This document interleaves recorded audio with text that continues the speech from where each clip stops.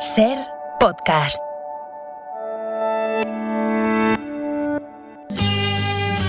En la cadena Ser,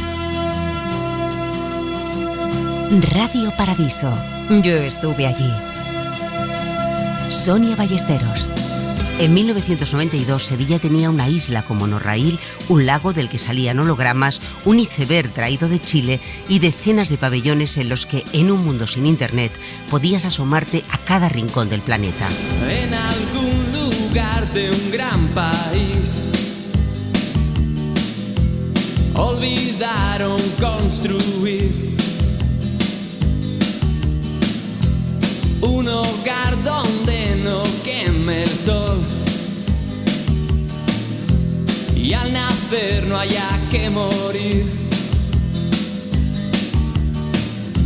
Y en la sombra mueren genios sin saber de su magia concedida sin pedirlo mucho tiempo antes de nacer. En este Radio Paradiso nos vamos a asomar a esa ciudad que en 1992 acogió una exposición universal, y lo vamos a hacer con los que se vistieron de curro, los que diseñaron pabellones, los que dibujaron un programa cultural irrepetible, y también con quienes hicieron negocio o no con los visitantes de a pie, y con quienes estuvieron allí para recibir a príncipes, princesas, jeques, primeros ministros, embajadores, artistas y hasta famosos de la prensa rosa, que de todo hubo en la isla de la Cartuja.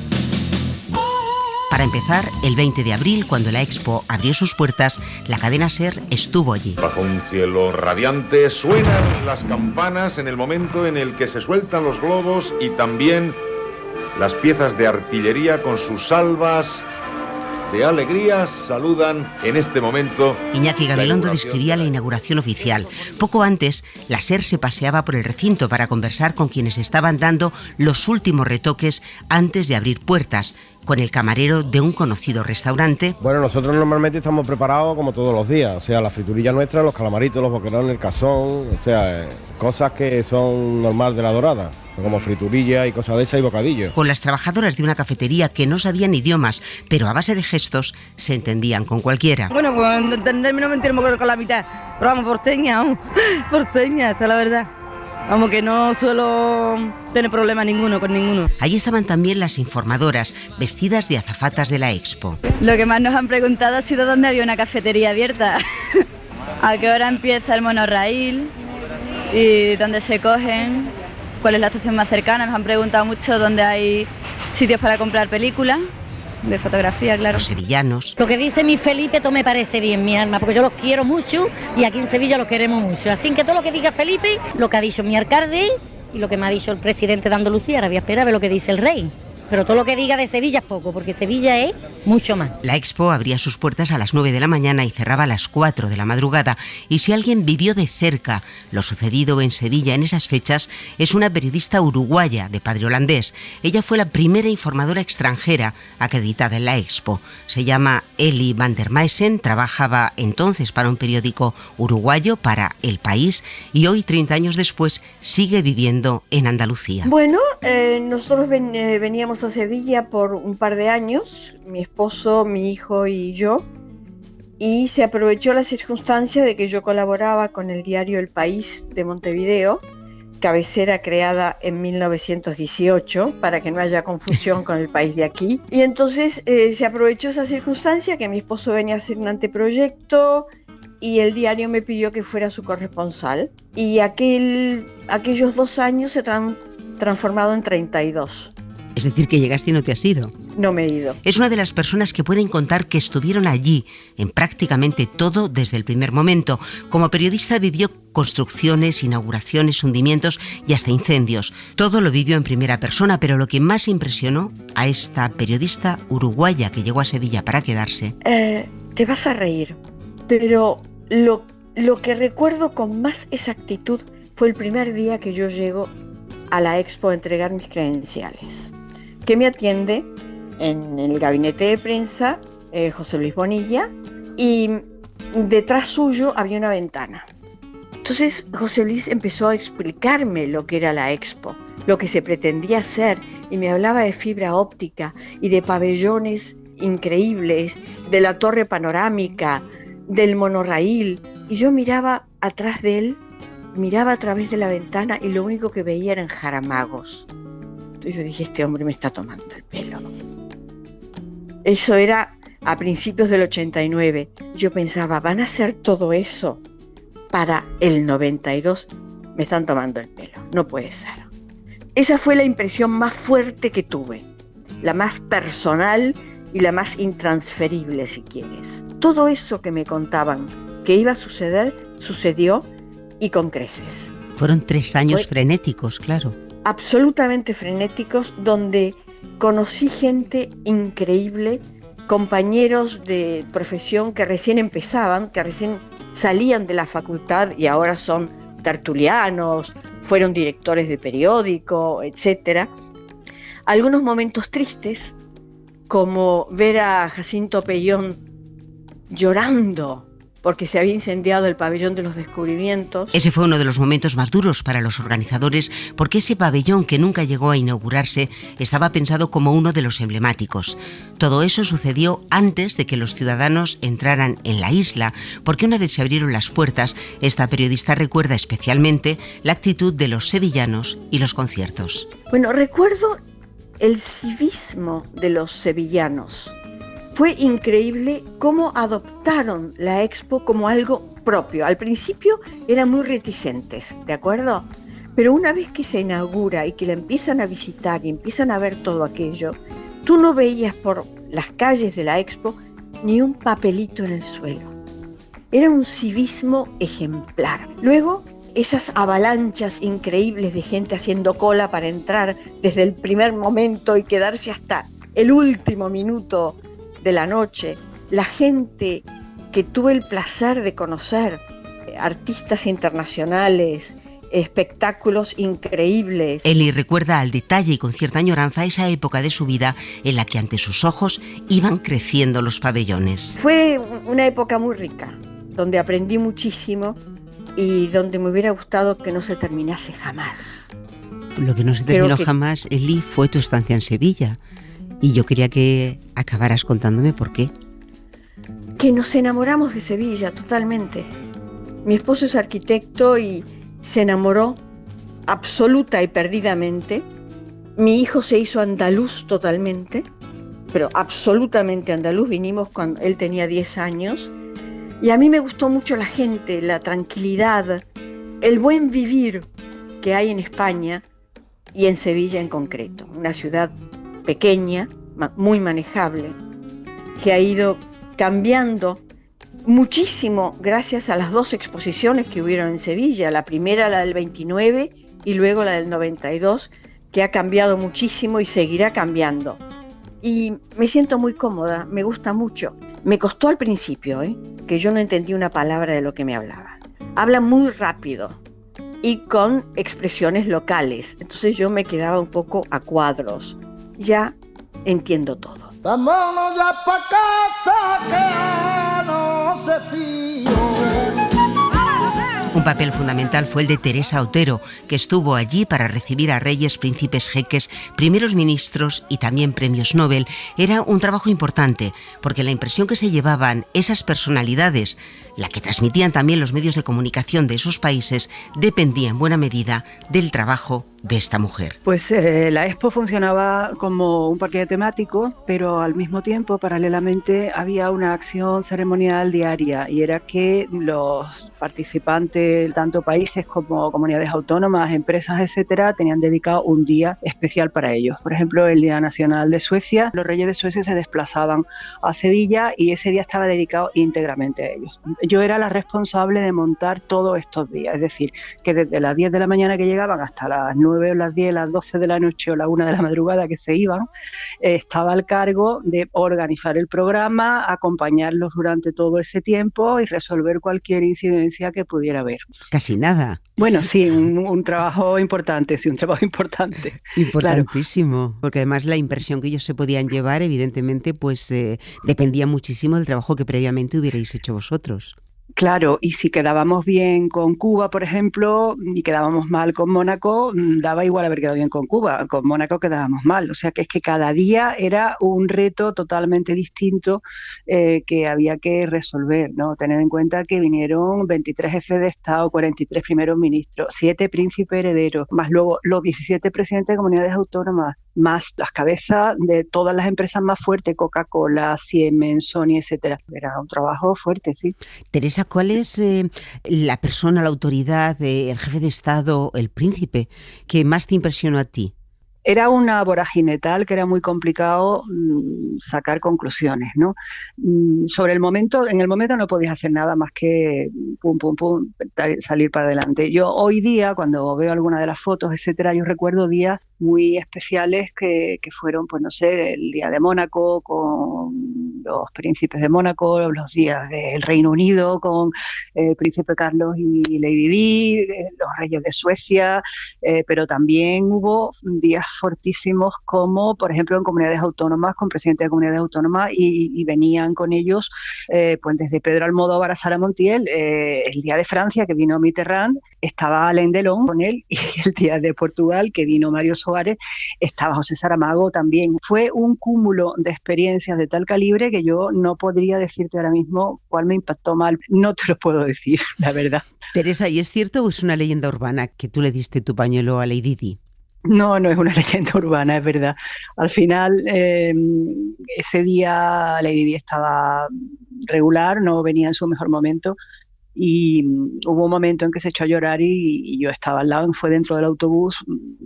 Ella buscó como en el bolso, pero no parece, yo esto me lo estoy inventando, me parece que no encontró nada, ningún pañuelo, y yo me ofrecí a darle el mío, que estaba casualmente limpio, perfumado y en mi bolso.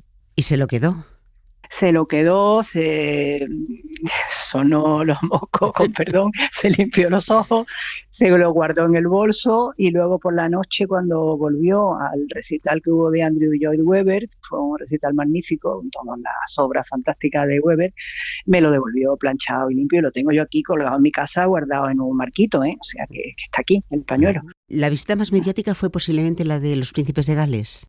La más mediática fue la de los príncipes de Gales, pero los de Mónaco también. Lo que pasa es que los de Gales traían una parafernalia, los aviones que venían volando, era un montaje tremendo el que traían. Yo creo que sí, que fue la más mediática. ¿Y la mayor dificultad a la que tuviste que hacer frente? Pues hubo visitas que no eran complicadas, pero se complicaron. Pues no sé, en un momento dado un tren que tenía que llegar y no llegó, el día de Israel, que de pronto a la mitad del paseo dijeron que querían visitar el pabellón de Marruecos, cosa que era bastante complicada, porque claro, estamos hablando ya de política internacional, que yo no me podía meter en camisas de 11 varas, ¿no? El día de los jeques árabes que se presentaron con los halcones de pájaro con H, en el comedor.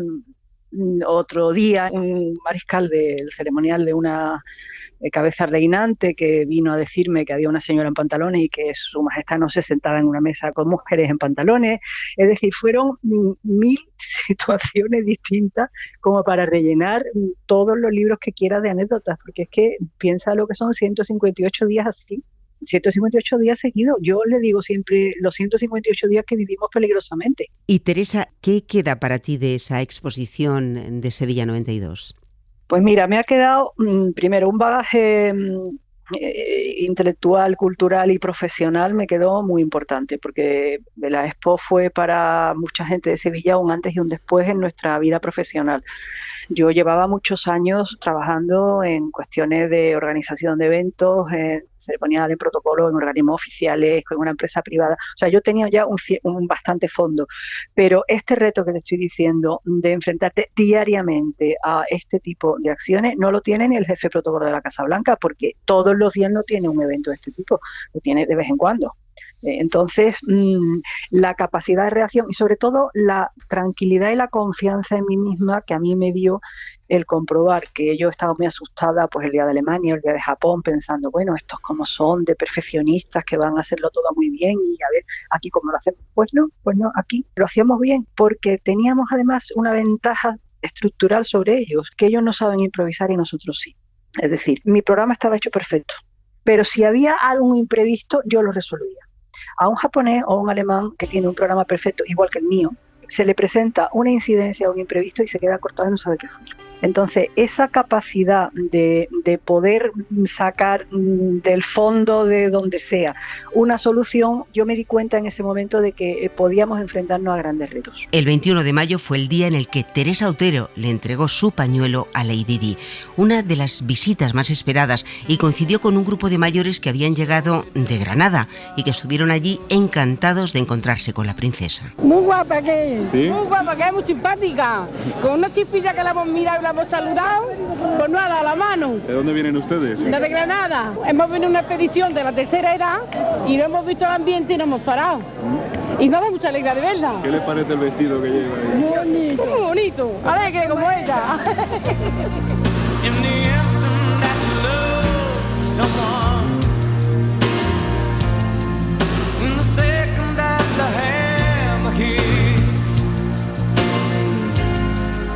Reality runs up your spine, and the pieces finally fit.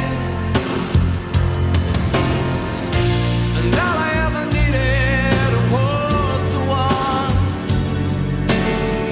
like freedom feeds where wild horses run.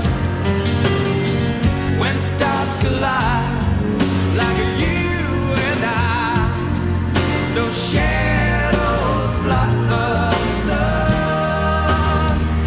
Se calcula que a lo largo de los 176 días que el recinto estuvo abierto, 18 millones de personas entraron en la isla de la Cartuja. La cerveza corría con alegría por la Expo. Se calcula que el consumo era de 7.000 litros diarios. También de lo más consumido, un alimento típicamente andaluz, el gazpacho, que muchos extranjeros descubrieron en una de las 4 gazpacherías que instaló el empresario sevillano Rafael Aquino. Él fue el primero en pensar envasar este producto y la Expo se presentó como una oportunidad única. Parecía que de oro, aunque la relación de Aquino con el gazpacho viene de antes. Yo nací en un restaurante muy famoso de Sevilla, Venta Ruiz, que hoy día ya no existe, y yo observaba que todo el mundo felicitaba nuestro gazpacho, y un día reflexioné y dije, ¿por qué no está comercializado el gazpacho? Si lo está la horchata, lo está la sidra, un montón de cosas. Y el gazpacho con las cualidades que tiene, vegetariano, dieta mediterránea, en fin, estoy hablando del año 82, me hice la raya de pros y contras y el único contra que tenía era la financiación, los demás eran todos pros. Y bueno, me metí en la aventura. Al principio nadie me tomó en serio. Sabes cómo es Andalucía, ¿no? Andalucía, no hombre, no, el gazpacho es para nosotros, hombre, déjate de tontería que vas a envasar gazpacho. Ha sido una lucha muy bonita, dura pero bonita, y he dedicado mi vida al gazpacho entera. La Expo fue la rampa de lanzamiento para este empresario que vio como los extranjeros lo consumían a litros, incluso para desayunar. La Expo 92 fue la catapulta. Fue una gran prueba de sabor, una inmensa prueba de sabor a nivel internacional, porque lo probaron personas del mundo entero. Por ejemplo, teníamos uno en la Avenida de Europa, donde desayunaban franceses, ingleses, alemanes, 1 litro de gazpacho con colines migados. Y entre los consumidores que se aficionaron o probaron el gazpacho, también una reina. Yo tenía advertido al personal, a las chicas que trabajaban conmigo, que fueron maravillosas porque éramos un equipo maravilloso, que si ellas veían alguna personalidad y tal, que salieran con su bandeja y ofrecieran gazpacho.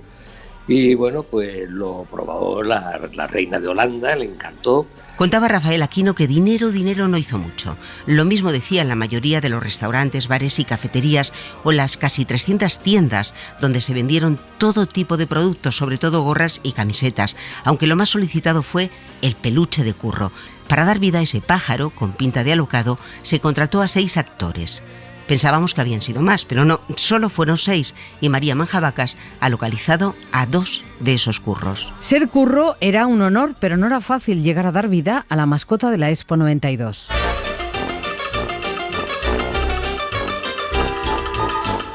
Ángel Ramos era conductor de autobuses urbanos de Sevilla y fue uno de los 6 actores que se puso en la piel de Curro, aunque él no era actor y lo suyo fue casualidad porque de primeras no se presentó ni a un casting. Pues no, fue tomándome una cervecita. El encargado, que era mi jefe, Supongo que a la primera... Supone bien que sabiendo que andaban buscando a un curro, igual el jefe lo tenía delante. Y lo típico, ¿no? Pues sujétame el cubata. Y fui para allá, me presenté. El curro era un bicho de 3,5 metros, desde el suelo hasta la punta de la cresta. Y eso pues había que moverlo. Pero claro, yo era jovencito, no tenía vergüenza ninguna. Y me dijo mi jefe, pues mira, lo haces muy bien.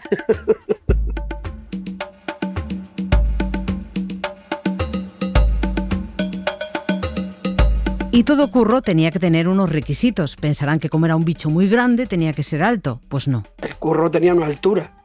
Nosotros veíamos por la boca. Entonces de unos 70 o 71 no podíamos pasar. Y después pues que no tuviésemos vergüenza ninguna. Bajo, sin vergüenza, en el buen sentido literal, y algo más. El curro, para empezar, es varón. Venga, vale. Con lo que todo ello conlleva, ¿no? Un poquito de inmadurez, tal y cual, dicharachero, golfete, patatín, patatán, y encajé muy bien. Ángel ya tenía su papel, pero ¿y su sueldo? Hombre, en aquella época el sueldo era pues el doble o el triple que el de una persona normal. Si un camarero podía... Es que ni me acuerdo, pero yo creo que un camarero, una persona... O sea, así pues, podía ganar 100.000... Estamos hablando de pesetas, claro. 100.000 pesetas, pues el curro estaba en 250.000 pesetas. Estaba muy bien pagado, pero ¿y qué le iba en el sueldo? Te metes en una bolsa de basura, te cierras y te vas a la calle a dar saltos. Sevilla, ahora mismo estamos en mayo y ya estamos en 38, pues imagínate cuando pasó agosto, septiembre, ¿no? Aquello, pues como yo tenía 20 añitos, pues se podía aguantar, digo yo sudaba como un pato, claro. Y además de la Expo, hacía lo que vienen llamándose los bolos. A vez hacía falta más curros porque los miércoles grabábamos el 1, 2, 3... Nuestros campeones, y ya saben ustedes que esa pregunta de una forma muy especial nos la trae un azafato muy especial. Un fuerte aplauso para recibir a ¡Curro!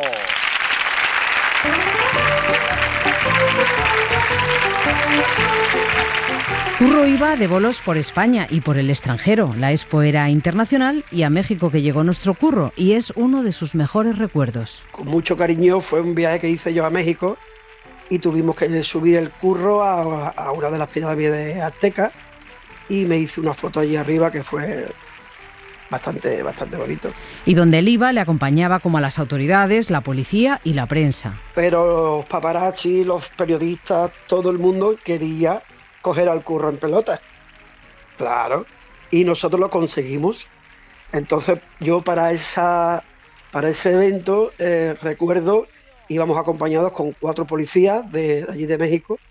Nosotros llevamos siempre 3 o 4 azafatas y llevamos mucha gente. Entonces ya le decíamos que no suba nadie.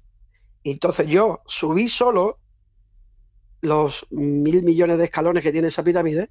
Cuando llegué arriba estaba medio muerto y conmigo solo subió el fotógrafo. Entonces una vez que nos poníamos el Curro y se inflaba, una vez que estaba bien infladito y guapo, era cuando nos hacían las fotos.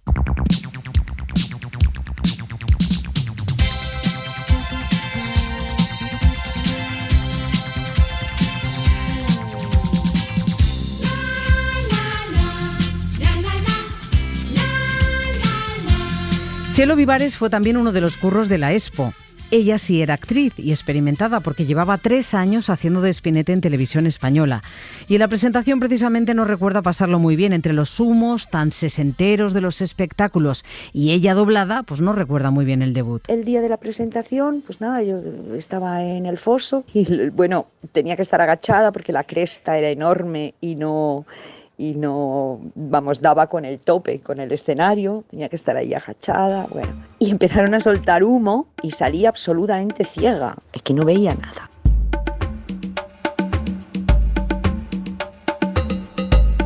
A ella, como tenía experiencia, la buscaron. No sé, me localizaron allí, me propusieron esto y aluciné un poco, pero vamos, yo encantada. Lo bueno, estar al lado dels comediants. conocer a todo el equipo, a todo el grupo de comediantes, a Joan Font, para mí fue una experiencia magnífica y fue muy, muy bonito.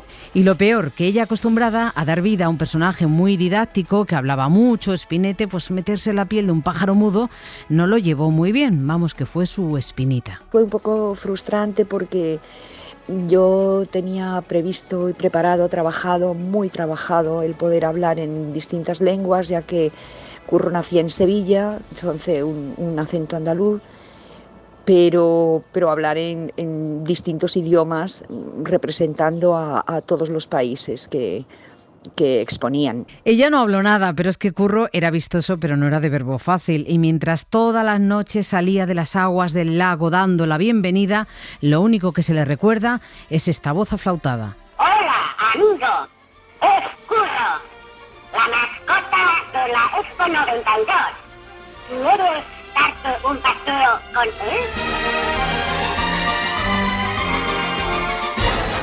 él? Radio Paradiso. Yo estuve allí. En la isla de la Cartuja se construyeron 95 pabellones que tuvieron más o menos éxito de público y recibieron más o menos elogios por parte del público. Pero el más visitado y recordado, aún sigue siendo y sigue estando allí, fue el Pabellón de la Navegación, diseñado por el arquitecto Guillermo Vázquez Consuegra, que hoy nos cuenta, nos describe cómo ideó y cómo es ese edificio. Es un edificio que tiene una doble fachada, una fachada urbana a la Plaza del Descubrimiento, por lo tanto una fachada porticada, y una fachada que se abre hacia el río, hacia la ciudad histórica, y entonces ahí responde con una balconada hacia el río, como un gran mirador. Es un edificio, por otra parte, que se desdobla en dos, el pabellón propiamente dicho, y de otra parte construimos un edificio de servicios, cafetería, restaurante, etcétera. Y entre ambos, una plaza cubierta, que yo creo que era quizás el elemento más emblemático del propio pabellón, un espacio de espera, espacio para hacer colas, tal. De hecho, pues había más de 6 horas de espera, ¿no?, para entrar en el pabellón, por lo tanto ese era un espacio absolutamente imprescindible. Hablamos también de los materiales. Para escogerlos, Vázquez Consuegra pensó en el sentido del pabellón, en la navegación y también, y mira que hace años, en la sostenibilidad. A mí me parecía importante utilizar la madera, que es un material muy querido en la navegación, en el mundo de la navegación, de manera que la estructura y toda la cubierta interiormente se resuelve con grandes vigas de madera laminada, encolada, que vinieron de Estrasburgo, que se construyeron allí de más de 45 metros de longitud, vinieron divididas en 2 partes, y los tableros que se apoyan sobre esas vigas, que también de madera, en este caso de pino abeto, vinieron de Oregón. Quiero decir que en un momento donde todavía la madera no tiene la expansión que tiene hoy, ¿no? Hoy la madera pues, se está utilizando muchísimo en la construcción, es un material muy sostenible, y ese fue uno de los primeros, yo creo, edificios que se construyeron en madera en España. ¿El resultado fue el que usted quería? Sí. Bueno, yo estoy muy contento, en el sentido de que fue el pabellón, uno de los pabellones que más éxito tuvo en la exposición. Y cuando no estoy contento es ahora, que con el uso que tiene el edificio. En lugar de ser el Museo de la Navegación, que una ciudad como Sevilla merece, pues resulta que se destina, digamos, a celebraciones, a bodas, no sé qué, con una exposición permanente, yo creo que ya bastante obsoleta, y exposiciones temporales discontinuas y muy erráticas, ¿no? Entonces, yo creo que Sevilla, que debe su existencia, digamos, a su relación con el mar, con el río, ¿no?, y con el agua, carece de un Museo de la Navegación, ¿no? El Pabellón de la Navegación recibió muchos elogios, pero le preguntamos qué es lo que más le ha gustado de lo mucho que se dijo entonces de su trabajo. La verdad es que lo que más me interesó y me gustó fue que al final de la exposición, cuando los periódicos locales hicieron una encuesta a los ciudadanos, ¿no?, sobre cuáles eran los mejores pabellones, en los 10 mejores pabellones, recuerdo que miré las páginas y miraba a un lado y a otro, de izquierda y derecha, no encontraba el pabellón de la navegación. Después vi que estaba en el centro, en un recuadro como el mejor, ¿no? Entonces, claro, eso sí es una gran satisfacción.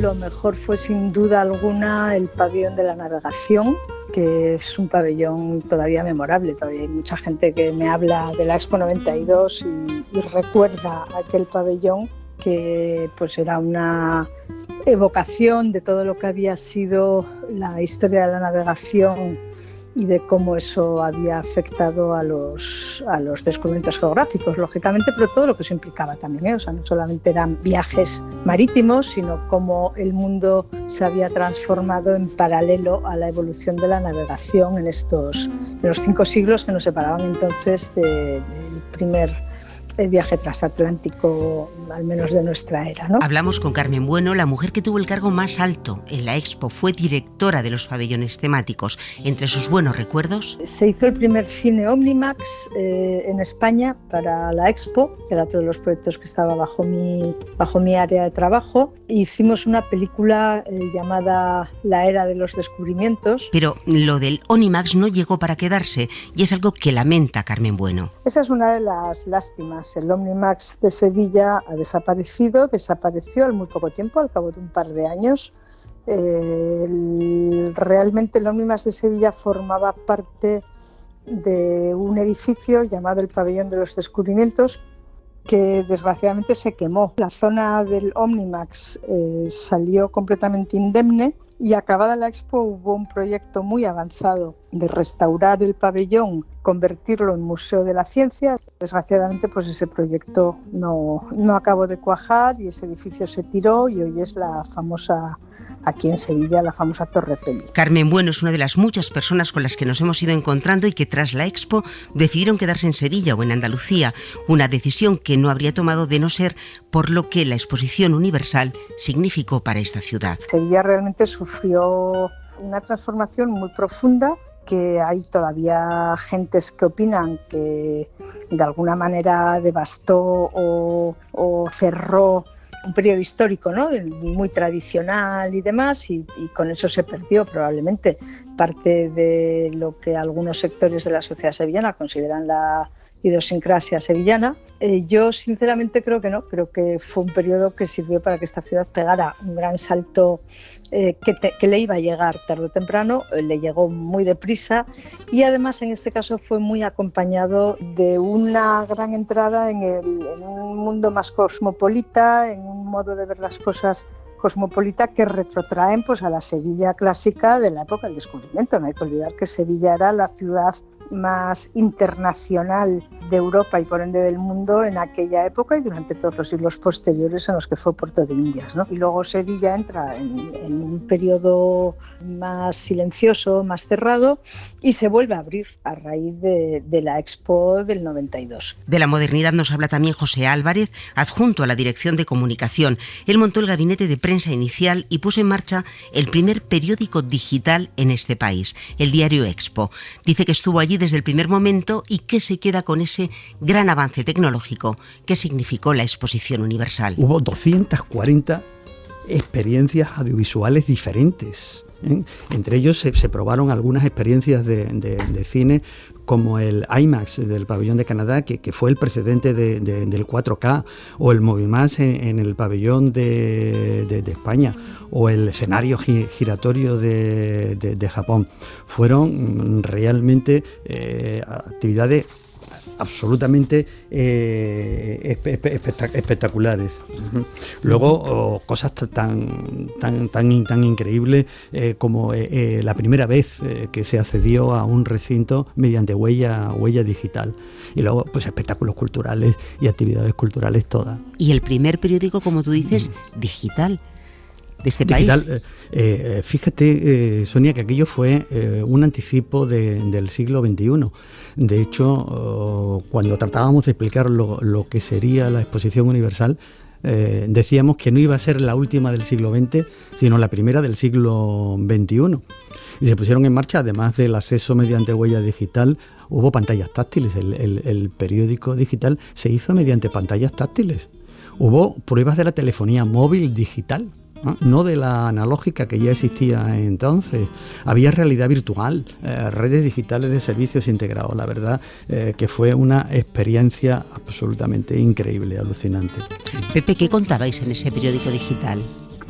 Pues ¿cuál fue la mejor noticia que diste? A ver. La mejor noticia, la propia inauguración de la propia exposición, y luego el cierre, la clausura de la exposición, sin que hubiera habido ningún problema serio que hubiera complicado el desarrollo de la exposición. Pero eso fue el periódico, era un periódico trilingüe, se hacía en español, en inglés y en francés. Tenía 6 secciones y 6 noticias por sección, y una de ellas era la de la prensa internacional. Se podían consultar las portadas de los principales periódicos de todo el mundo que recibíamos por fax o por telefoto. Como sevillano, más allá de tu trabajo, ¿qué significó la Expo para ti?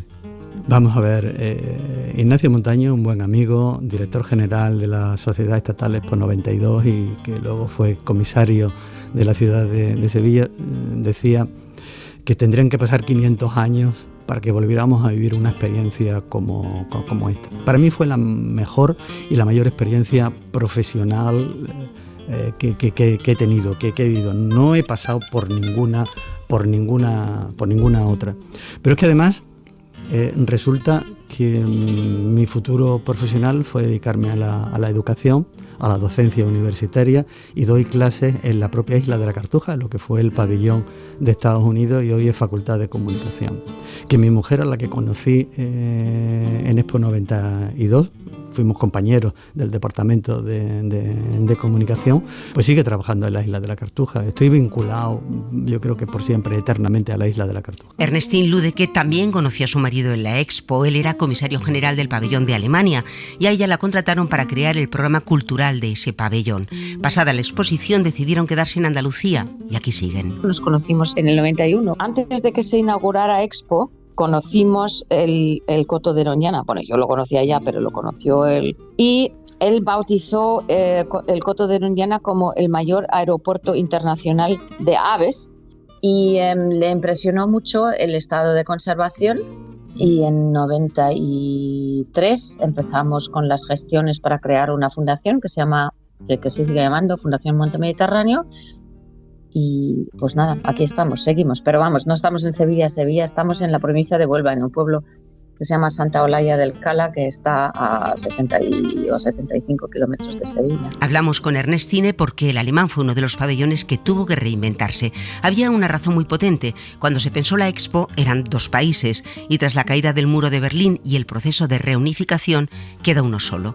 Lo primero fue buscar una solución arquitectónica. Bueno, en el tema de la construcción lo resolvimos relativamente fácil, porque un espacio que estaba previsto para otra cosa en la entrada del pabellón alemán, les convencí de eliminar lo que estaba pensado para ese espacio, y allí se llevaron unos elementos del muro de Berlín y luego artificialmente se añadieron unos elementos del muro, pero ya quebrándose, hasta luego solo quedar arena, ¿no? O sea que eso era artísticamente demostrar cómo se derrumba el muro de Berlín. Eso era la primera impresión que se llevaba a todo el mundo cuando entraba en el pabellón alemán. Ernestine tuvo que pensar también en hacer un único programa cultural que representara a las 2 Alemanias. Lo que yo propuse era que a lo largo de todo el tiempo de Expo, cada land, que es como una autonomía, tuviera una semana para representarse artísticamente, con representaciones no verbales. Claro, era baile, música, marionetas, circo, bueno, había de todo.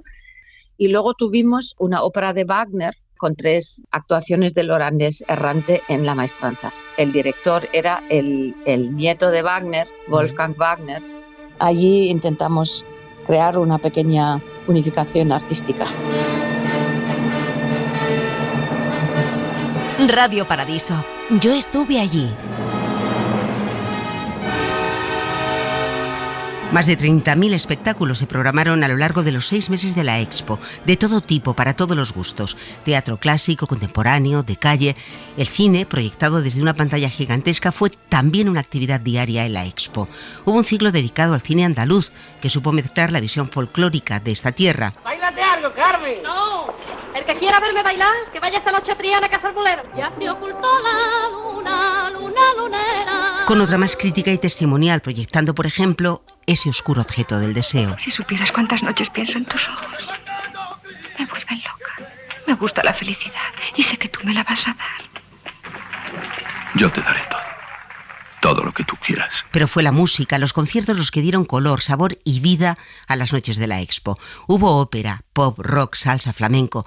Todos los estilos musicales tenían cabida en la isla de la Cartuja y por allí pasaron prácticamente todos los músicos que en los 90 tenían algo que decir. Señoras, señores, hoy se inaugura oficialmente este espectacular auditorio que están viendo y se estrena con una de las mujeres más admiradas. La inauguración del auditorio, 7 meses antes de que se abrieran las puertas, fue el pistoletazo de salida y a lo grande. Te amo con la fuerza de los mares, yo te amo con el ímpetu del viento, yo te amo en la distancia y en el tiempo, yo te amo con mi alma y con mi carne, yo. Y llegado el momento de abrir puertas, la noche del 20 de abril de 1992 hubo 3 conciertos, 3 estilos, 3 escenarios.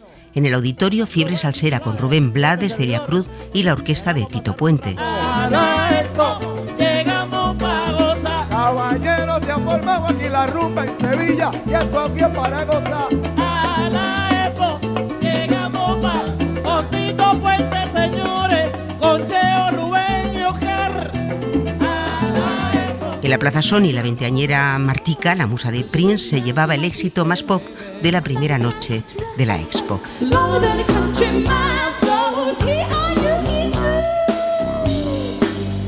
Y en el escenario del Palenque, el senegalés Youssou N'Dour presentaba su espectáculo Con Raíces. Si estas actuaciones se inauguraban en primavera, la primera noche de Expo, ya en otoño Sevilla consiguió reunir a los mejores guitarristas del mundo. Fue una serie de conciertos única. Bajo el nombre Guitarras Legendarias, en solo 4 días, pasaron por el auditorio nombres como B.B. King, Paco de Lucía, Joe Satriani, George Benson, Steve Vai o El señor Brian May. Joe Satriani.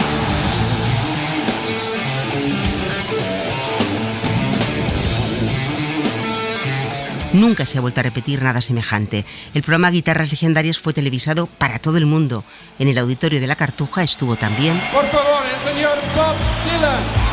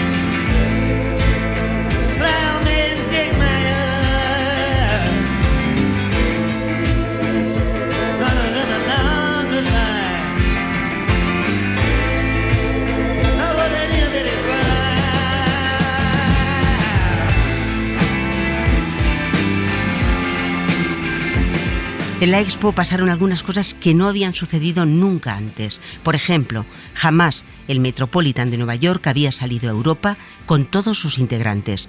En 1992 lo hizo, con destino a Sevilla. Sus más de 300 artistas y técnicos llenaron el Jumbo que los llevó a la capital andaluza para representar un balo y máscara. Plácido Domingo estaba a la cabeza del cartel.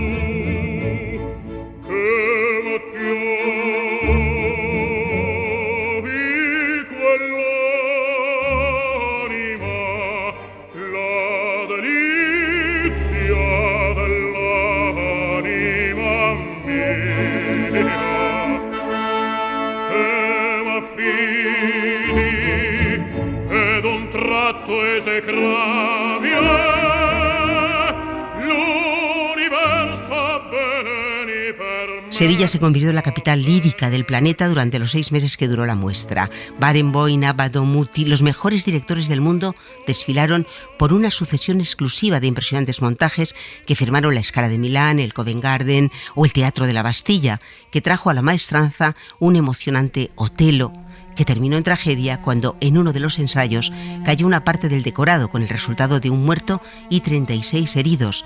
Lo recordaba Elie van der Meissen, que estaba allí. Se vino abajo la estructura y hubieron muchos heridos.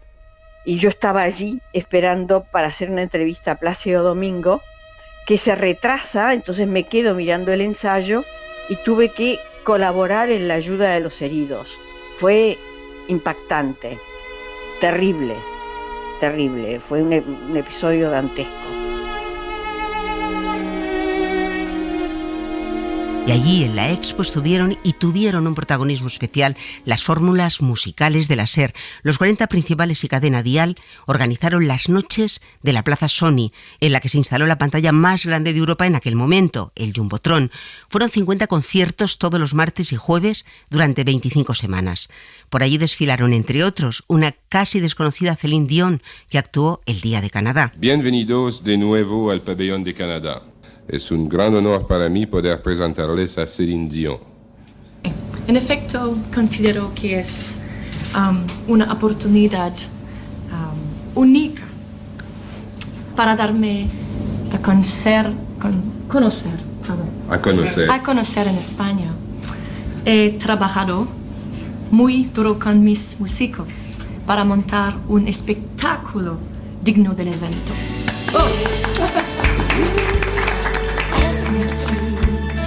Just might change my mind and let you in my life forever. If you ask me to, I just might give my heart and stay here in your arms forever. If you ask me to, if you ask me to. Allí estuvo el último de la fila. ¿Dónde estabas entonces cuando tanto te necesité? Nadie es mejor que nadie, pero tú creíste vencer. Si lloré ante tu puerta, de nada sirvió. Barras de bar, vertederos de amor. Os enseñé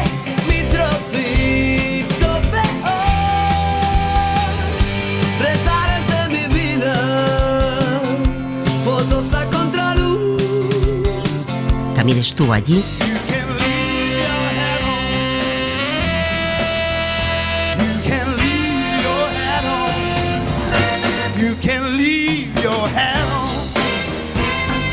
los Ronaldo, Los Secretos, Danza Invisible, Hombres G, Celtas Cortos o Alejandro Sanz.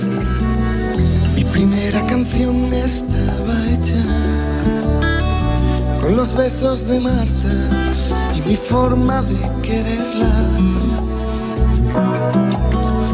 con la sabiduría de María, el recuerdo de Almudena, lánguida y sufrida. Mi primera canción era mentira, era un trozo de la esquina donde un día dije adiós. Bea siempre fue un secreto, nunca supe decirle a tiempo no. Pero sin duda, más allá de auditorios y grandes pantallas, fue en las calles del recinto donde el espectáculo se sucedía a todas horas.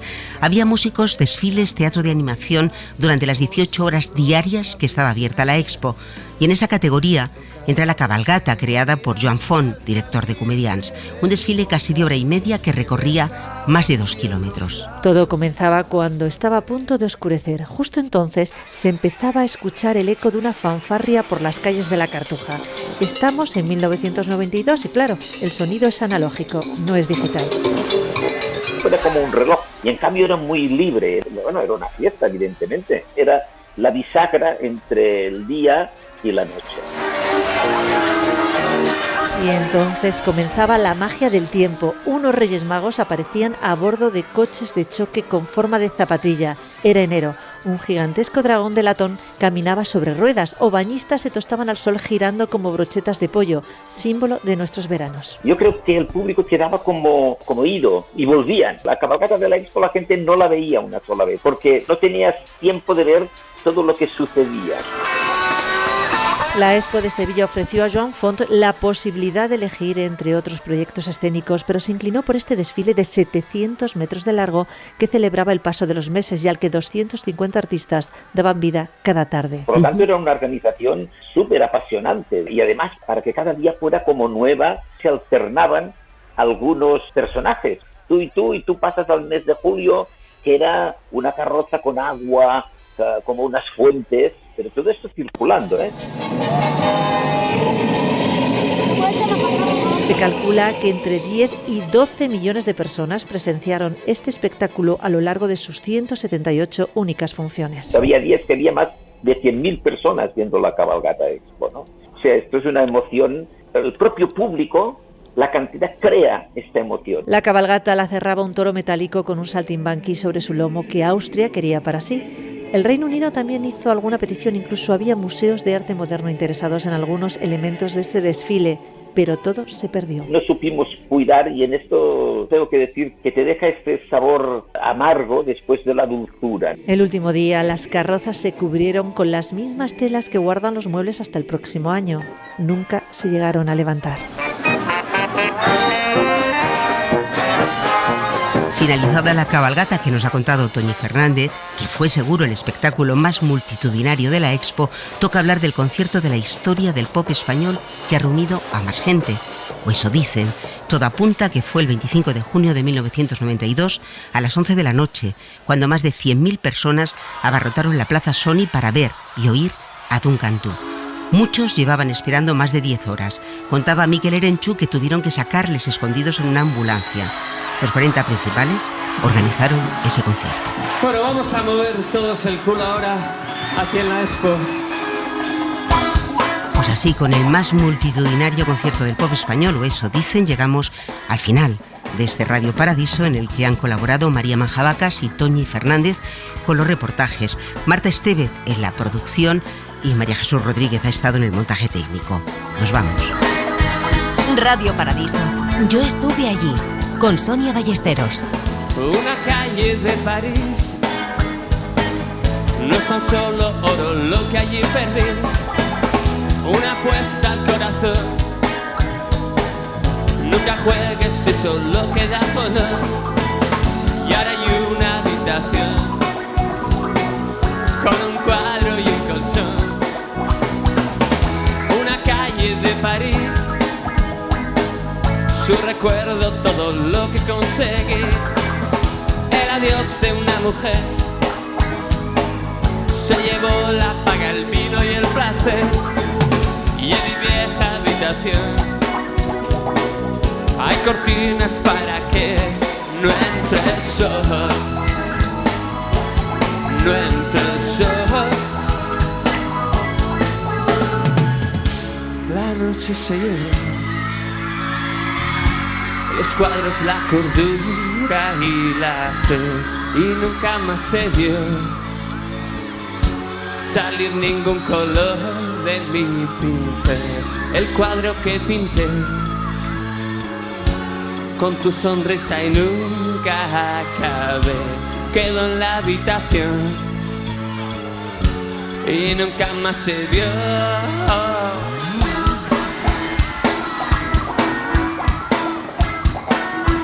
A ver esas palmas, Sevilla.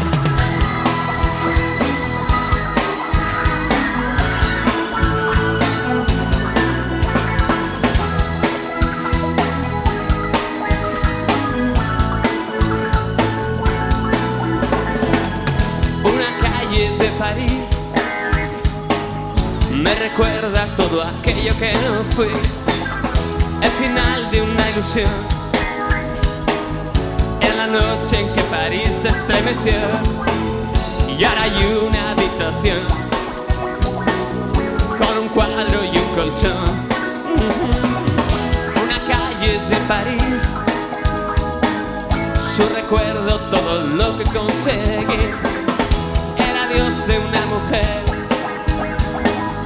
se llevó la paga, el vino y el placer. Y en mi vieja habitación hay cortinas para que no entre el sol. No entre el sol. no entre el sol, no entre el sol. Cadena SER. La radio.